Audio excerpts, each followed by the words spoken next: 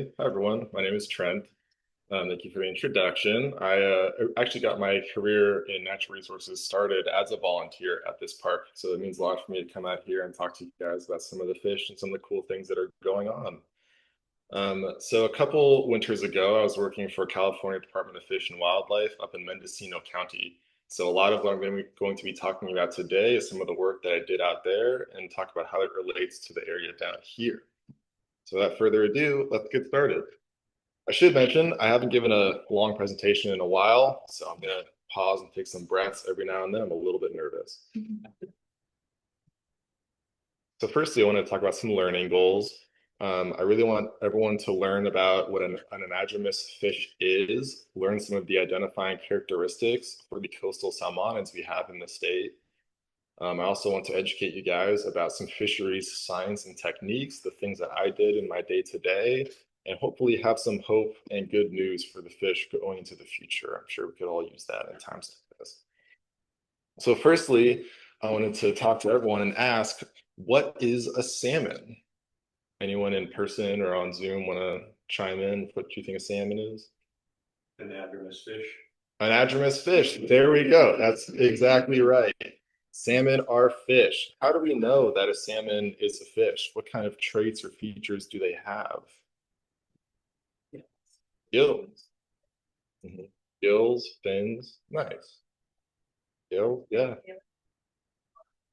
Yeah, I like that. Yeah. So people in person talked about them having gills, fins, tails, and scales, and that they live in the water. That's exactly right. And all of those features that they have allow them to swim around and navigate the streams.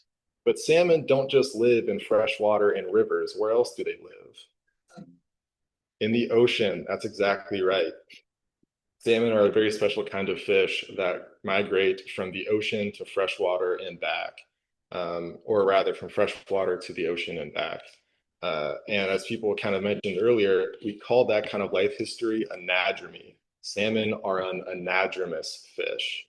So they will hatch out of eggs in freshwater, then grow up to be about a year old, migrate into the ocean, and then when they're finally ready, when they're sexually mature and ready to spawn, they will navigate thousands of miles through the ocean back home to their natal streams. Some other examples of anadromous fish include salmonids like salmon and steelhead trout, Pacific lamprey, sturgeon, shad, and even striped bass as well. So here we're going to talk a little bit about the life cycle of a salmon. For the first 0 to 3 months, they will hatch as an egg and then become an alevin. That's a very young juvenile that still has a yolk attached to it. They're about half the length of your pinky finger. From there, over the course of a year, they will develop into a parr and then into a smolt. So a parr are these smaller juvenile fish that have these vertical stripes called parr marks on them. As they get older and they get bigger, they'll start to prepare to migrate out into the ocean, at which point they will become what's called a smolt. That is when they start to get much larger, develop a darker back and a very silvery side. Once they're about a year old in the springtime, that is when they will migrate out into the estuary and eventually the ocean, at which point they are a full oceanic adult. At this point, all salmon and steelhead look pretty much the exact same. They're very dark along their dorsal side, maybe a blue or green color, and they're very silvery white along their flanks. Once they're sexually mature, in this case for a coho salmon, about 3 years, they will return to freshwater, navigating thousands of miles back to their natal stream. At that point, once they enter freshwater, they will undergo a drastic physical change in their morphology. They will become very colorful, develop large humps along their backs, and the males will develop these curved beaks called a kype that they will use similar to deer antlers for sparring and fighting with other males and for courting females. At this point, the male and female will come together, build a nice home, and develop a red, where the female will lay her eggs and the male will inseminate them by milting. After that, for all Pacific salmon, they will then rot away and decay into the stream, letting their body's nutrients fill the river with nutrients and also deposit themselves into the ecosystem surrounding them. It's part of what's contributed to the Pacific Northwest being such a productive ecosystem. So this is what it looks like when salmon have entered freshwater and they're building what's called a redd. A redd is their spawning nest where the female will lay her eggs and then kick up rocks to cover the eggs and protect them, at which point the male will begin to molt, inseminating the eggs with his sperm. So even though they are in this kind of large circular space of the rocks, the eggs are actually just downstream below it where this male's tail is. See them in this picture? The eggs you cannot see in this photo. They would be already buried under rocks at this point. But yeah, this is a pretty typical red. It's nice and circular. It's a little bit deep, and there's usually a nice pillow of rocks just downstream of it where all the eggs are. So you can see this is a Chinook male and female. The male is typically larger than the female, but not always so. And you can see based off of his skin, not only is he starting to rot, but he's also been fighting and sparring with many other males. So he's pretty beat up looking, whereas the female is pretty nice and pretty. All right.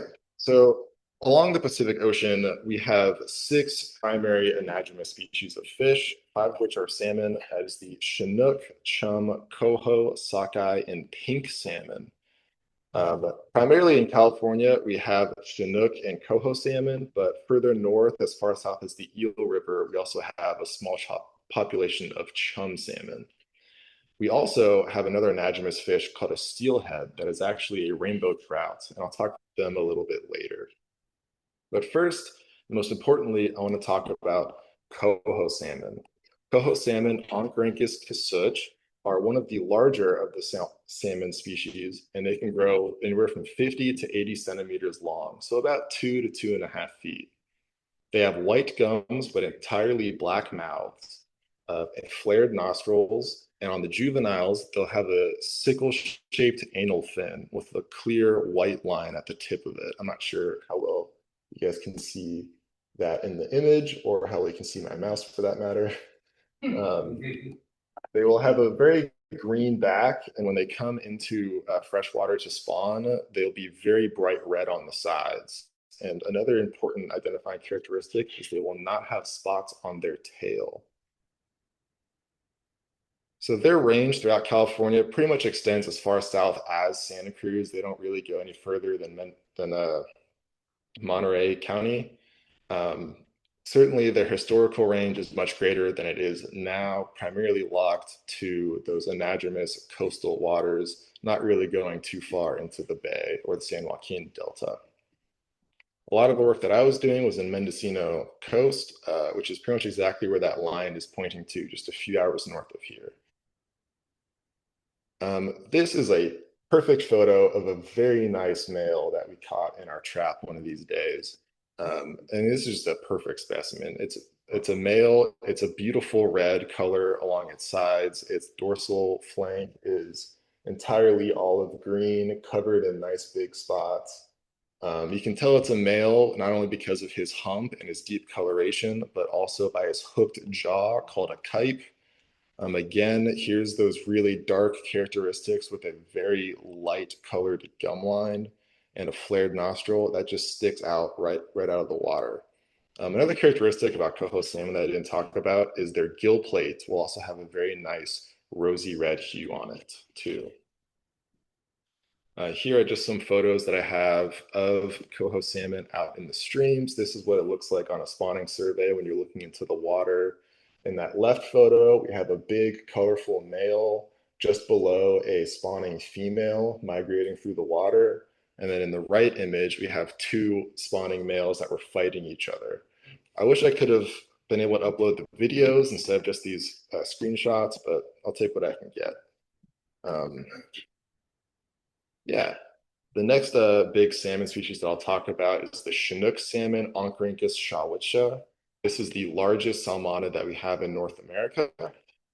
They will grow anywhere from 60 to 90 centimeters as full-size males, so upwards of 3 feet, and historically upwards of 4.5 feet.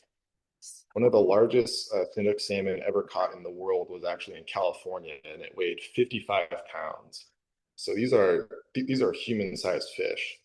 Um, they have an all black mouth and very large peanut-shaped spots along their back. When they're in the ocean, like all other salmon, they're a very silvery color, but when they come in to spawn in the Pacific coast, they can be more of a gunmetal brown or green color. But in other countries where they've been introduced, such as Chile or South America, they can be very red or even orange. And these are big fish.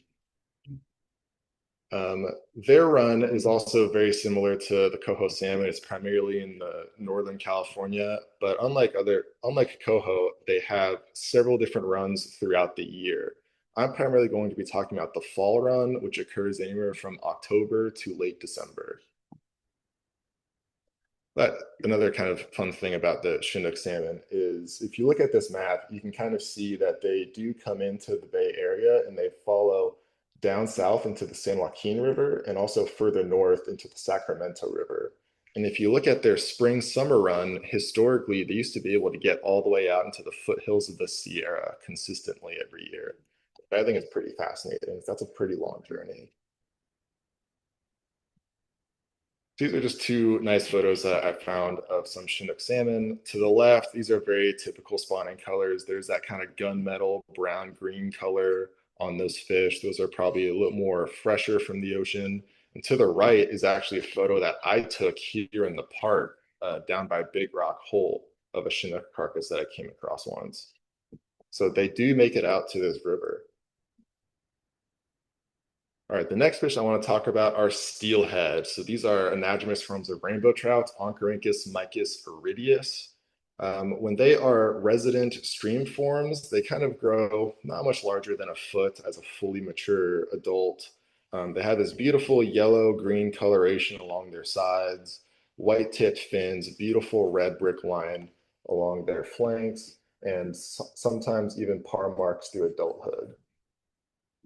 They are very beautiful fish, but this is just a resident stream form. When they go out to the ocean, they undergo a drastic change and go from a rainbow trout into a steelhead.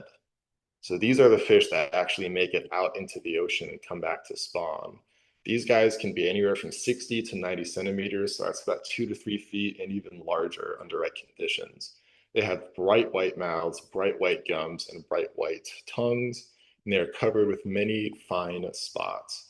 When they're in the ocean, very similar to salmon, they will be very chrome colored on the sides and very dark on their dorsal flanks. But the more time that they spend in fresh water, they can kind of develop a more minty sort of color on their flanks. Regardless, they will always have a red cheek plate and a very distinct brick red line along their flanks. Their tails are covered in very, very thin rows of spots, and they're very long and slender, almost torpedo shaped. They don't really develop that big dorsal hump that the male salmon will do. Their range is all throughout California. Rainbow trout are found, they're native to the Pacific Ocean and are found as far north as the tip of Alaska, all the way down through Mexico. So in California, any water that touches the ocean will have rainbow trout in it. And if it touches the ocean, then odds are some of them will become steelhead. The main run of steelhead are in the wintertime, but there is a summer run in Northern California as far south as the Eel River. So here are some nice photos that I found of some rainbows and steelhead. This left photo really exemplifies that drastic physical change between a resident rainbow trout to the left and a full-size steelhead on the right. This right photo is the one that I took by dipping my phone into the water on a survey. And you can see that very kind of chrome minty color on this fish, a bright brick red line. And if you look really closely, you'll also see a smaller resident rainbow trout just below it. This guy's probably, a little less than a year old, but it clearly shows the physical difference in color and size between the two life histories. Here's just another photo that I pulled from the internet of a really nice silvery chrome steelhead. They're nicknamed the ghost of the river because they only come through for such a short amount of time. Unlike salmon, steelhead will not die after they spawn. So they will come through, build a red, spawn, and then leave the system right away. Because of that, they are kind of a prized fish for anglers called the ghosts of the river. They're here for such a short amount of time and they're very difficult to catch. Here's a photo of the one that I got with my fly rod this last winter in Oregon. If you look really closely, you'll see that there's no photo I didn't catch on.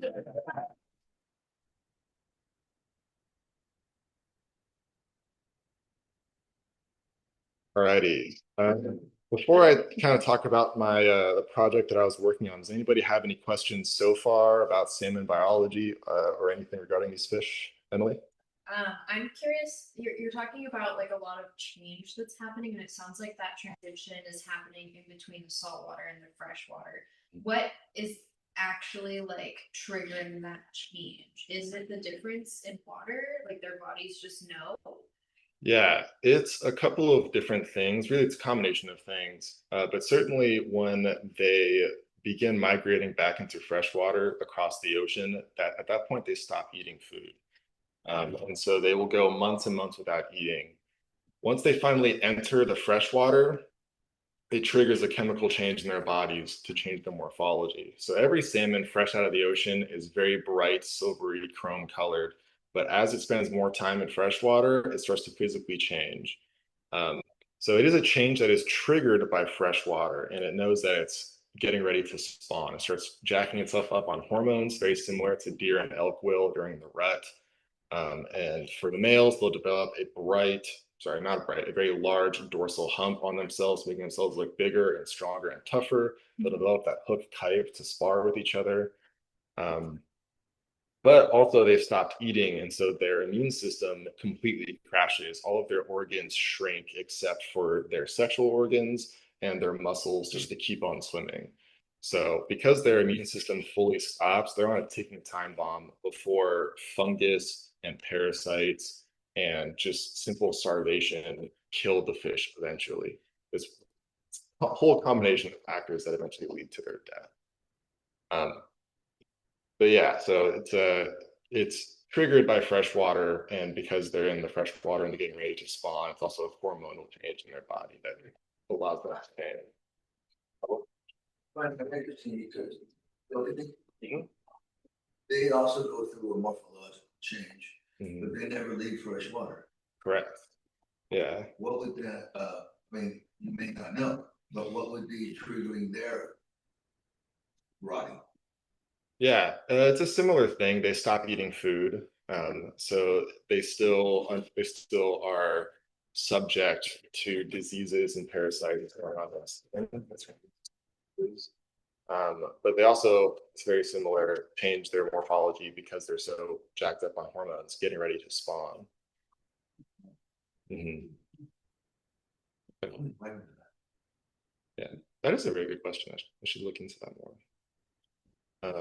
I guess I have no way of seeing if people on Zoom have any questions, so maybe Joanna will just shout out if someone has a question. And there'll be time afterwards to talk to if anyone's curious for anything else.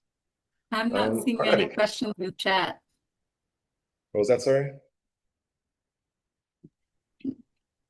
I don't see any questions in the chat. Cool. All right, let me know if there is one.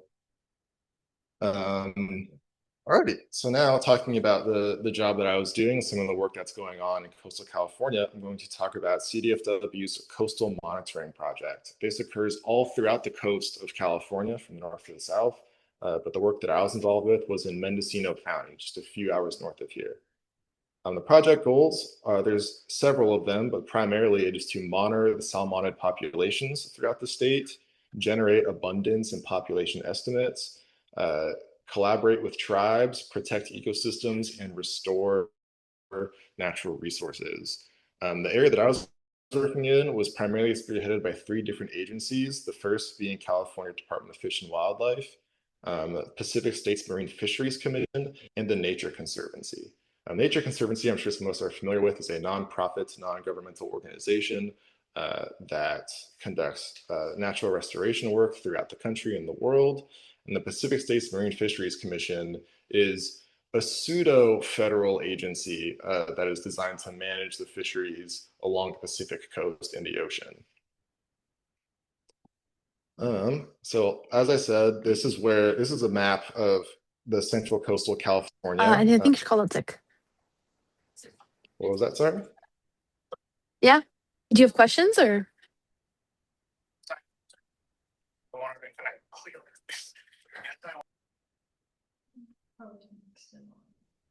Could be an accidental unmute.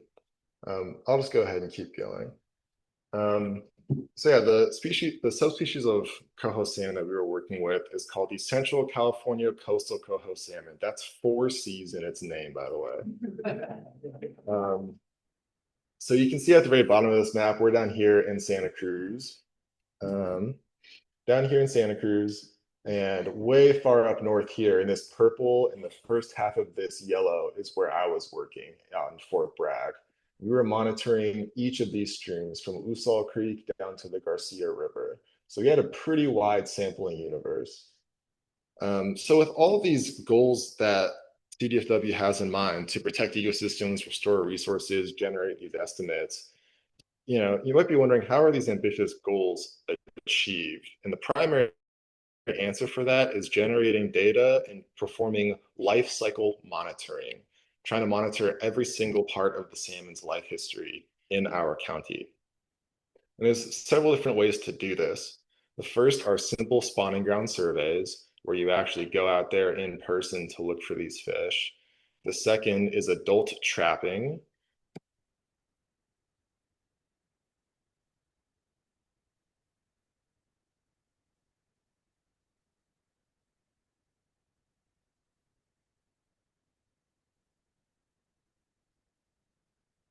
There we go. All right. The fourth is juvenile trapping and tagging. And the fifth is snorkel surveys in the streams for juveniles. And the sixth is electrofishing in the fall. Now, I decided to take the summer off last year and have some fun. So I did not partake in the snorkel surveys or the electrofishing, but I did partake in all other aspects of life cycle monitoring. So that's what I'm going to talk about for the rest of this presentation. So the first and arguably the most important part of life cycle monitoring are these spawning ground surveys. These are boots on the ground. It occurs from mid-November through late May, essentially when the first rain system raises the water level of the rivers and allows the salmon to go through until the steelhead have just about finished spawning. Primary objective is to observe and count individuals, taking note of their age, their sex, their species, and their size, observing what behaviors they're doing, if they're currently on a red or just fighting with each other.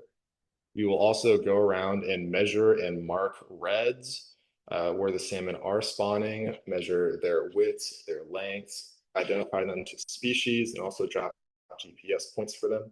We will come across carcasses where we will sample them, measure their lengths, identify species, and tag them. And we'll also note ecocom sightings, a part of the project that I'll mention in a second. Most of this work occurred via hiking while wearing waders and bushwhacking through the mountains. But if you were lucky, you also got to drive ATV. And sometimes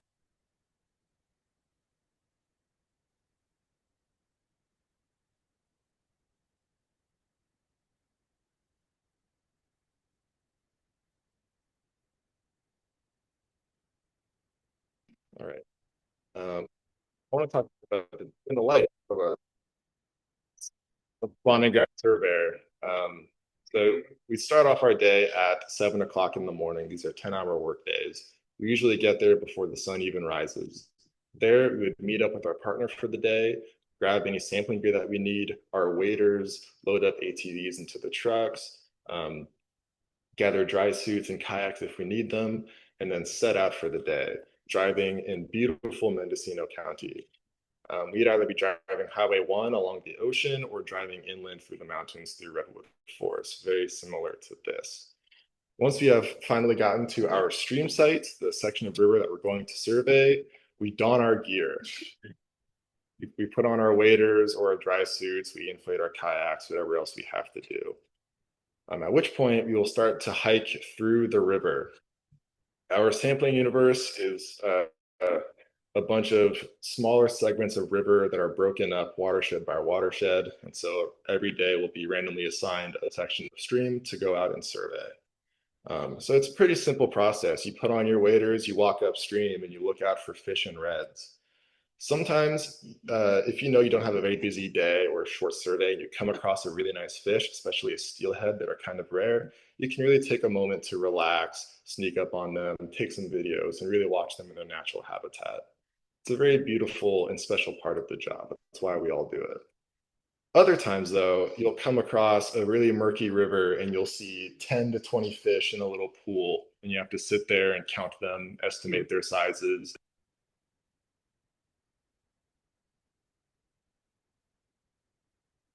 by them by species and by sex, and estimate their sizes.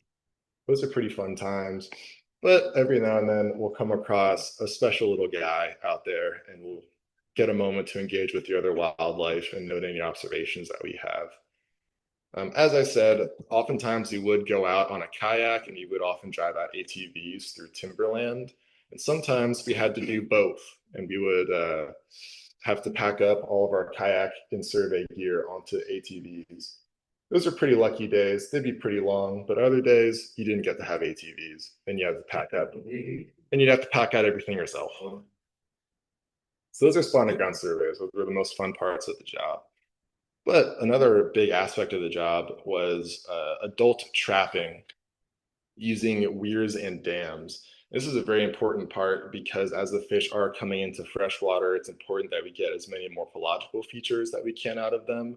And trapping is the only way we can really do that because there's no way you can catch them with your bare hands in the river.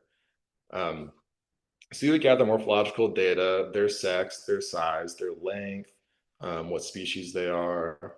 You would also mark fish with an operculum punch and tag them with a Floy tag. I'll have photos of that in a second. You would also scan the fish for pit tags. Pit tags are a really small pill-sized radio transceiver that's essentially a name for the fish. So we have antenna arrays that are set up throughout several of our rivers, and they just mark whenever that fish has either entered or left the ecosystem. It's a really important statistic for determining the survivorship of the fish, as well as determining the mark recapture rates of our traps. Let's talk a little about the data more in a little bit. So this is the first kind of adult trap that we would use called a weir. I took this photo because there was a beautiful river otter trying to get inside of it. So this is a trap that's set up as kind of a one-way tunnel. There's a series of panels just downstream that kind of funnel the fish into this trap, and once it enters, it's really difficult for it to leave right away. So these are traps that you would check every single day, and any adult fish that you found in there, you would mark up and measure. The other trap that I had a lot more experience with was an old decommissioned egg collecting station. The way that this worked was they developed a small dam on the South Fork Noyo River where salmon could very rarely, but with great effort, actually get up over the spillway and into the stream. More often than not, they would be forced to swim through the really soft and relaxing channel right nearby, at which point they would be trapped inside of this canal back here where we could corral the fish and then process them on the table. When we had the fish, we would mark their lengths, their sex, their size, their species, and we would perform two types of tagging. The first is a Floy tag. This is similar to a price tag you get on a piece of clothing. It's just a simple piece of plastic that has a number burned onto it so that we can later on find that fish after it has expired and we come across its carcass. That gives us really important information as to where these fish actually end up in the river system. Sometimes the Floy tags do pop off of the fish, at which point that's where the operculum punch becomes very important. These are both things that are slightly painful for the fish, but do not cause any serious physical harm and wounds that heal very quickly. This is a very unfortunate rainbow trout. So the only rainbow trout that we got the entire year. We never got a steelhead. The steelhead are very athletic and do not go into the trap because they are smarter. Um, and then to the right is the first coho salmon that I got to mark up. So these are pretty fun days. This is a pretty simple part of the job. You check the trap every single day. And I remember on Christmas Eve, we had a very major rainstorm go in. And before I could go home for Christmas, I had to go out to the ECS and clean it out of fish. And there were 84 fish that day. We were there for 7 hours processing fish. So that was a very beautiful day. You can kind of see in this photo, it was a little flooded too on that day. It was a good time. That's why we wear waders. And then the other kind of trapping that we would perform is rotary screw trapping. And this is for out migrant juveniles. So from March to mid-June, we'll put this trap in, and that is to capture as many out migrating juveniles that are going out to the ocean as possible. It's a pretty simple trap system. It's a floating pontoon that floats in the center of the river, and there's a rotating funnel cone. So the fish will swim downstream into the cone and get trapped in the tank right behind it, and they cannot swim out of it. The primary purpose of this is to not only collect morphological data, how heavy are the fish, how long are they, roughly how old they are, but also to insert pit tags into the fish for migration data. This also gives us an opportunity to get a bunch of data on how many fish we are marking and then recapturing as well. And I'll explain that in just a moment. This is what the inside of the live well looks like. You can see many different par juvenile salmon in there. Some of these are probably getting ready to go out into the ocean. There are days where you'd open it up and you'll have a handful of fish. Other days when you'd have 200 fish to mark and 4,000 tiny juveniles to just get rid of. So some days were short, some days would be about 10 hours long just operating the trap. Once we would scoop up the fish, we would then place them into a solution of water and tricane-methane sulfonate, or MS222. It's a really harmless chemical that kind of slows the fish's nervous system so it doesn't spaz out when you are holding them. This is a very beautiful resident rainbow trout that I got. I think the colors on this guy are really, really something special. So at that point, we would mark up the fish and insert our pit tag as well as get any weight and length measurements. For all of the fish that we had just tagged and marked, we would actually release them upstream of the trap in hopes that we would recapture them again on a later date. And all the fish that we recaptured, we would release downstream. We would do this because this is called a mark recapture system. At the end of a season, if you had marked, let's say 4,000 fish, only recaptured 2,000 of them, that would mean that your trap's efficiency is about 50%, meaning out of all the fish that you captured, that was only roughly half of what were in the system. And through that, you can generate a population estimate for how many fish actually moved past your system and how many migrated out into the ocean. So all the fish that we recaptured, we would deposit downstream of the trap, but we also deposited fish and animals that we were not looking for. Living in a stream environment, it's not just the fish, but a whole host of other organisms, including this Pacific giant salamander, who is not so giant, this beautiful prickly sculpin, that was one of the bigger ones of the year, as well as Pacific lamprey. I didn't talk too much about Pacific lamprey. I was a little worried about time, but they are another anadromous species, very eel-like with a sucker mouth, and they're actually parasites that latch onto the outsides of sharks, seals, or salmon and suck their blood and eat some of their flesh.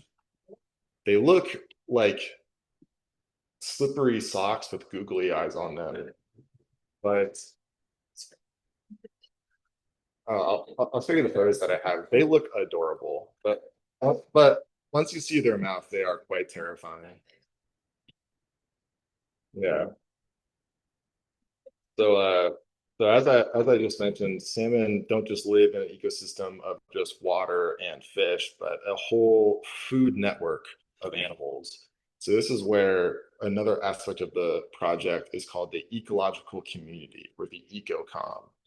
When we are out there in the streams, we are in pretty pristine wilderness that not a whole lot of people, bless you, not a whole lot of people get to really see and experience. There's not a whole lot of eyes out there to look out for other animals. So one half of the ecocom is looking at organisms that engage with the salmon in some way. Salmon are delicious for us and delicious for other animals too. You can see through this really awesome diagram, the adult salmon will be eaten by river otters and bears, while the juveniles will be eaten by almost every single bird in the area. But even a decaying salmon carcass is food for bears and raptors, and the salmon eggs as well are eaten by mergansers, dippers, and even other salmon as well. Salmon and resident rainbow trout. So that was the first part of the job, is taking notes of any observations of organisms that directly engage with the salmon. But we also got to go out and see all kinds of rare and endangered animals like salamanders, newts, frogs, and snakes that don't engage with the salmon, but are endangered, are very important. And not a whole lot of people get the opportunity to go out there and find organisms in their natural habitat. So that was the other aspect of the ecocom, is making observations of rare and endangered animals that we got to see pretty often. These were the primary organisms that we came across in our day-to-day lives. American dippers, obviously eating a salmon egg, great blue herons and egrets, any signs of beavers, all kinds of salamanders and newts, western pond turtles, red-tailed hawks, red-shouldered hawks, ospreys, bald eagles, mergansers, belted kingfishers, bear tracks. Pretty rare to see a bear, but we did see bears out there, big ones too. River otters and river otter tracks, red-legged frogs, yellow-legged frogs, garter snakes, and a whole host of other organisms. So all of this work that we are doing is ultimately to generate data and to perform real science. So spawning ground surveys that I was talking about give us very important spatial data and count individuals and threads. The pit tagging that I was talking about tells us a lot about the migration timing and survivorship of these organisms. Being a little radio transceiver, we have antenna arrays set up to read whenever the pit tag passes through them. This tells us really important information about how often and how long the fish are staying in freshwater, but also it gives us a survivorship curve once they leave and come back after a few years. The market capture of the trap, I had mentioned that. It gives us the trap efficiency, which allows us to estimate the population of outmigrants. And all the samples that we have tell us the DNA characteristics of individual fish, how they fared in our rivers versus the other rivers that were in the universe. One of the most important things that we want to emphasize is how important consistent hard science is in this project. It's not only being able to go out and get this data, but to get it consistently the same way in standardized procedure, week after week, year after year. And when you're able to do that, you can generate a really cool graph and a set of data that really tells you what you did that season. Throughout all the blood, sweat, and tears that we shed for many months, it's a little demoralizing to see it all turn into a graph and have that be the deliverable. This is kind of a very interesting graph. This is looking at many of the main rivers that we were sampling out in the Mendocino coast, from 10 Mile down south through the Garcia. Each of these dark bars represents what it has been historically. Each of these slightly lighter bars reaching up to the top is the recovery goal set by NOAA Fisheries to determine how successful restoration efforts are. Each of these dots represents the actual season that I was working there, from 2024 to 2025. So you can see some of the other rivers are not as successful, or rather are not quite at the level that we were hoping that they would be. Big River, Albion, Navarro, and Garcia. But three of our main rivers where we devote most of our resources are the Noyo River, Pudding Creek, and 10 Mile River, which clearly had very historic, very record-breaking years that we're all very happy about. When you're able to do this work year after year for many years, you can really start to see very noticeable trends in how many salmon are actually coming out and how effective restoration efforts are. This occurred on the 10-Mile River, which has had a very serious development by the Nature Conservancy and CDFW to restore its habitat for the salmon. And if you look, there's a very clear upward trend moving up with year after year, more and more fish. Something I didn't quite get a chance to talk about is the life history of coho salmon. They'll spend about 1 year in freshwater and then 2 years in the ocean. So they live a very 3-year life cycle. And when you look at this graph, you can see every 3 years, clear peaks emerging. From winter of 2011, you have this peak here. And 3 years later, you have another peak because all of these fish returned the following winter. And then 3 years later, not as great of a year. But 3 years after that, you have another large spike. And then 3 years after that, another large spike. This is a trend that's continuing to go on, which does mean this winter, when I likely go back to Fort Bragg, there's going to be a whole lot of fish because all of these fish, yeah, all of these fish are ideally going to be back there this coming winter. Now, we should be cautiously optimistic. As we can see, the 10-Mile River is doing very well, may continue to do well, but not all of our rivers are doing as well. So even though we do have an upward trend, anything could happen in the next handful of years. So it's important to continue to do this work and to continue to gather this data and to look at trends. But for right now, it does look very promising and very good. That's a public. Explain 24, 25 when you look at 21, 22.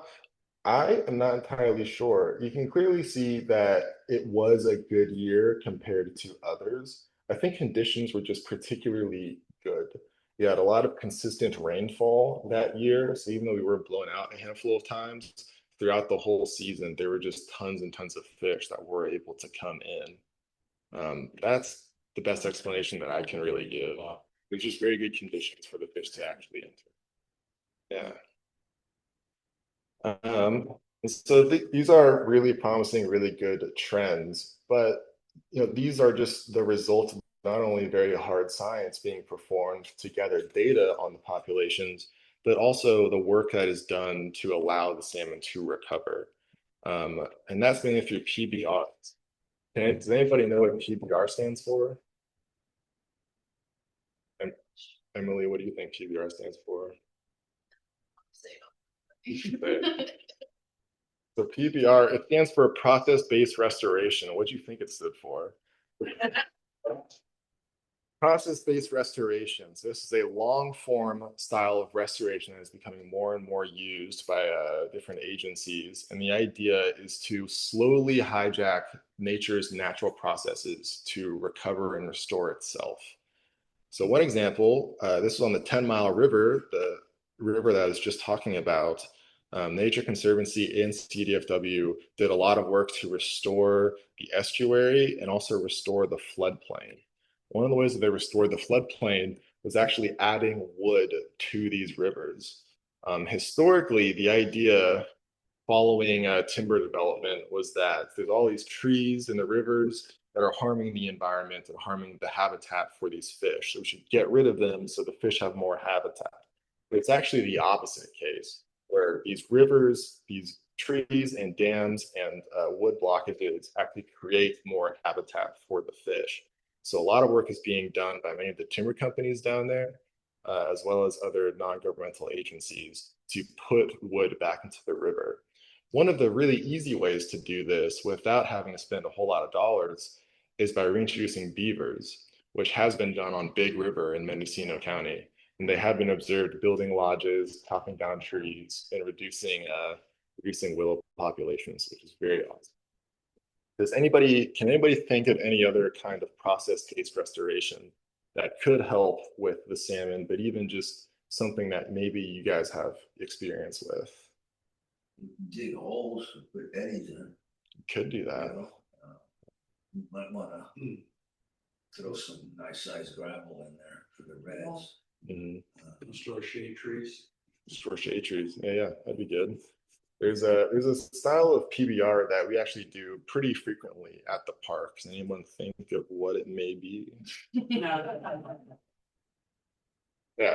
Prescribed burns are another great example of process-based restoration. It's not a one and done. It's not something that you do one time and it totally restores the ecosystem. It is a long-term commitment and process that eventually lets nature naturally heal itself. It's really awesome. And that is what I've talked to you guys about today. Thank you. Okay.